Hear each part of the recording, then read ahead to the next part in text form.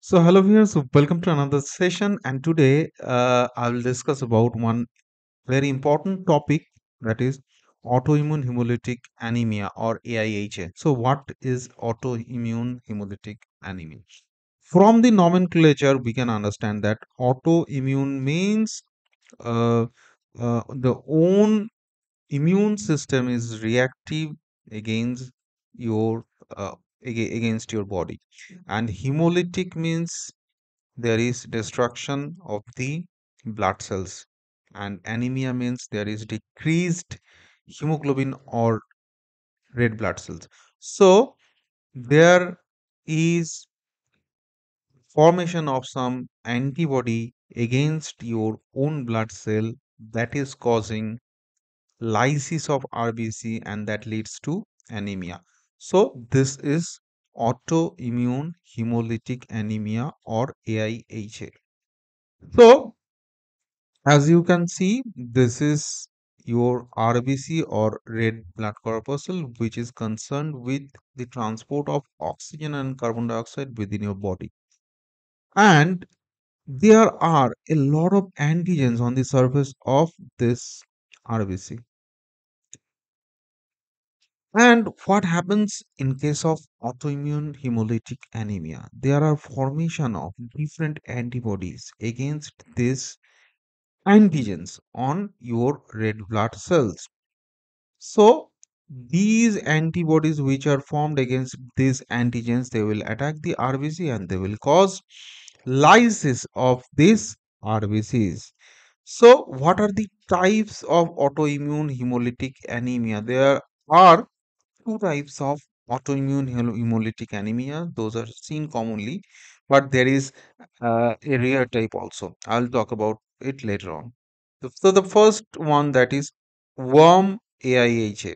Worm AIHA, that means the antibody which is formed within your body that is active at 30 at approximate 30 to 37 degrees centigrade, and this type of antibody, they are basically IgG type of antibody. As you know that there are various types of antibody that is formed within our body. That one is IgG, another is IgM, and rarely there may be formation of IgA, IgT, or IgE. What happens in case of autoimmune hemolytic anemia worm type? There is formation of one IgG type of antibody, and this antibody basically attacks some antigens that is present on the surface of red cells. So by attacking, they cause lysis of these red cells. So there is destruction of red cells, and that causes anemia. So the first one, that is worm AIHA, that is formed, that is due to formation of some IgG against some red cell antigens. Now, how these red cells are they are destroyed within our body? They are basically destroyed within the spleen. How they are destroyed? So first, the IgG type of antibodies are formed, and these IgG type of antibodies, they are attached with the antigens. Those are present on the RBC cells, RBCs. Now these antigen antibody complex, though they are basically they are phagocytosed and they are destroyed. So there is destruction of the red cell membrane, and that also causes extravascular hemolysis. What does it mean? That means destruction of the RBC within spleen. This is our spleen. Within spleen, they are destroyed. They are not getting destroyed within the blood vessels. So this is one type of extravascular hemolysis. Now coming to the next type of autoimmune hemolytic anemia, that is cold agglutinin disease or cold type. Here there is formation of IgM type of antibody. Now this one is IgG, and this larger one, this is the pentameric structure. This one is IgM. So in case of cold type, there is formation of IgM antibody, and this, why they are called cold type? because these antibodies are active mostly uh, in a lower temperature like 4 degrees centigrade. So these are cold antibody. They are mostly active at around 4 degrees centigrade. And here the hemolysis principally occurs in liver and to some extent also in spleen. So there is also some kind of extravascular hemolysis also. And there is a rare type that is the mixed AIHA, which has features of both warm type and cold type. It is commonly seen in drug induced autoimmune hemolytic anemia. There are various group of drugs which can also cause autoimmune hemolytic anemia. Now, coming to the causes of autoimmune hemolytic anemia. So, the primary, if it is primary, then there is no identifiable cause. If it is secondary, then we can associate this condition with something else. Uh, w- when it is called autoimmune, when it occurs in setting of SLE or rheumatoid arthritis like conditions. Also, it is seen in some kind of infections like mycoplasma, Epstein-Barr virus, etc. Also, it is interesting that some lymphoproliferative disorder can also show features of this kind of autohemolysis because uh, those lymphocytes, those monoclonal lymphocytes, or those abnormal lymphocytes, what you say, they sometimes produce some abnormal antibody, and those antibodies they basically attack RBCs and they destroy it. So, some lymphoproliferative disorder can also present as autoimmune hemolytic anemia. Now, in medications like methyl dopa penicillin, these are some drugs which can also cause uh, uh, hemolysis. Now, regarding the symptoms of this condition, most common symptom that is seen, that is fatigue. There may be presence of dizziness. There may be presence of lightheadedness, dark urine due to hemolysis. There is destruction of red cells that causes release of hemoglobin within circulation, and that hemoglobin is converted into biliverdin or bilirubin that causes dark urine. There is rapid heart rate. This is due to anemia, as there is less hemoglobin, less RBC, so there is less supply of oxygen to the tissue, and as a compensatory mechanism, there may be presence of tachycardia. There is yellowish yellowing of the eyes and skin. That means jaundice. That is due to more production of the bilirubin. Weakness due to anemia. There is difficulty in breathing. If the anemia is severe enough, that can also cause shortness of breath. Also, there may be presence of headache due to anemia. Now, coming to also there is another feature that can be present sometimes, that is splenomegaly, that is enlargement of spleen. Now let's come to the diagnosis. Among the diagnosis, the most common, the first investigation to be done, that is the complete blood count.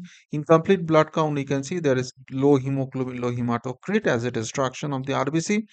Peripheral blood film sometimes show spherocytes. Spherocytes means small RBCs without any central pallor. Spherocytes are small RBCs without any central pallor. There may be presence of agglutinated RBCs. That means there is clump of RBCs that may be seen on the peripheral blood film. This is commonly seen in cold type. There may be presence of reticulocytosis. That means there is elevated number of the reticulocytes as a compensatory mechanism. There is destruction of the RBCs, and there is more production of the RBCs from the marrow that causes reticulocytosis. There is elevated bilirubin and lactate dehydrogenase, as because there is destruction of the RBCs. Hemoglobin, sorry, the haptoglobin may be low. Haptoglobin, as there is sometimes there is intravascular hemolysis also that causes low haptoglobin, because these haptoglobulins are those molecules which binds with the free hemoglobins within blood, and these excuse me, these haptoglobins, if they are bind with any free hemoglobin, they are both cleared from the circulation, that causes low haptoglobin. Now, direct antiglobulin test or that which is the direct Coombs test that is present and that detects that there is presence of some antibody within our body. In also we can test for the cold agglutinin titers. That means the amount of cold agglutinin or cold antibody being formed within our body during this condition. Now regarding treatment in worm type, worm AIHA, the first line of treatment there is corticosteroids like prednisolone. Second line of treatment that includes rituximab. This is anti CD20 antibody. So first line that is prednisolone or corticosteroid. Second line that is rituximab. Azathioprine also has some role. And in refractory cases, this splenectomy is not commonly performed nowadays. But in refractory cases, there may be it may sometimes helps in controlling this situation. In cold type, we have to avoid the cold exposure. Rituximab sometimes play, and also corticosteroid. Corticosteroids sometimes play role in also in cold type AIHA. Blood transfusion is a supportive measure. Intravenous immunoglobulin, that is another option. And most importantly, we have to treat the underlying cause, that is behind the autoimmune hemolytic anemia. Now, regarding the prognosis, the outcome that depends on the type and cause of AIHA. So, if we remove the cause, so the attack of AIHA that will gradually uh, get dissolved. And one thing that we have to keep in mind that whenever we are treating any autoimmune hemolytic anemia, if it is under control, we should also keep in mind that this condition sometimes relapse. And if that condition relapse, then we have to try some other treatment methods also. Now, there are some interesting diagrams that you can see. I have told you that one treatment option that is rituximab, that is anti-CD20 antibodies. So, how it helps in this condition?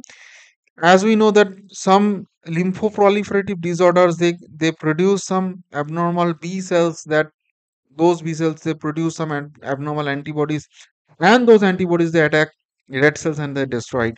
So if rituximab is used, it will kill the abnormal B cells, and there will be less production of these antibodies, and there will be less destruction of the red cells. Also, mycophenolate mofetylsirolimus, cyclosporin or alemtuzumab. These are some of the molecules. They inhibit the T cells, which causes activation of these B cells. So thereby they are also helpful in treatment of this condition. Now there is one molecule called eculizumab. This is especially helpful in control of PNH or paroxysmal nocturnal hemoglobinuria. Also, it is helpful in controlling a condition called atypical HUS or hemolytic uremic syndromes. Hemolytic uremic syndrome is another condition when there is hemolysis. So, this is basically anti CD5 molecule. This is CD5 is a type of complement factor. So, it inhibits the complement mediated lysis of RBCs. Now, corticosteroids, they basically prevents the intrasplenic or the extravascular type of hemolysis, thereby they control autoimmune hemolytic anemia.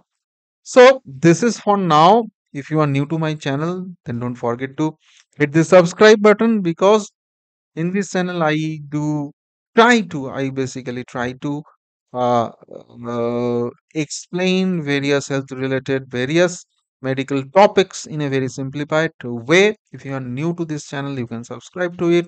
If you think this video is helpful to you, then don't forget to like this video. Also, if you have any query regarding this topic, don't hesitate, just comment your query. I will try to answer your query. If you find this video helpful, then you can also share it with your friends.